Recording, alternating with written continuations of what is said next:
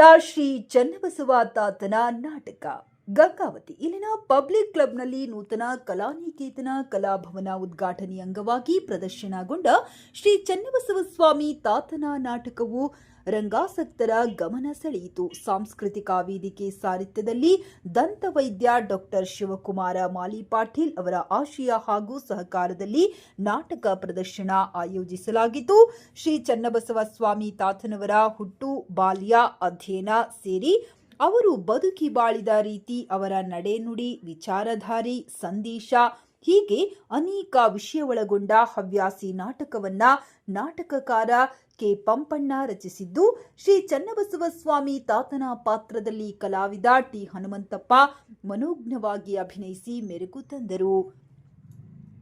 ಕಲಾವಿದರಾದ D Venkatesh, Channabasayya, BT, S Basavaraj, Chhatrappa Tamburi, K Pampanna ಮತ್ತು D Thimmanna Dankanakal, Sharanappa Nayka, Gafoor Sab, Shamid Lathi, Siddayya ಮತ್ತು ಗುಲಾಂ ಸಾಬ್, ನಿಂಗಪ್ಪ ಸುದ್ದಿ, ಶಿವಕುಮಾರ್ ಹಾದಿಮನಿ ಮತ್ತು ಭೀಮನಗೌಡ, ಹೆಚ್ ರೋಣದ, ಮುತ್ತುರಾಜ್, ಚಿದಾನಂದ ಕೀರ್ತಿ, ಶಶಿಕಲಾ ಕುರುಗೋಡು, ರಾಧಾ ಉಮೇಶ್, ರತ್ನಮ್ಮ ರೀಗಾರ, ಈಕೆ ಆದಿತ್ಯ ನಾಟಕದ ಪಾತ್ರಗಳಲ್ಲಿ ಅಭಿನಯಿಸಿದರು.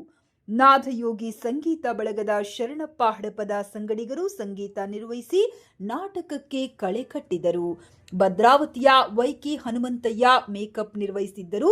ನಿನಾಸಂ ರಂಗ ಶಿಕ್ಷಣ ಪದವೀಧರ ಎಂ ಪರಶುರಾಮ್ ಪ್ರಿಯರಂಗ ವಿನ್ಯಾಸ ಮಾಡಿ ನಾಟಕ ನಿರ್ದೇಶನ ಮಾಡಿದ್ದರು.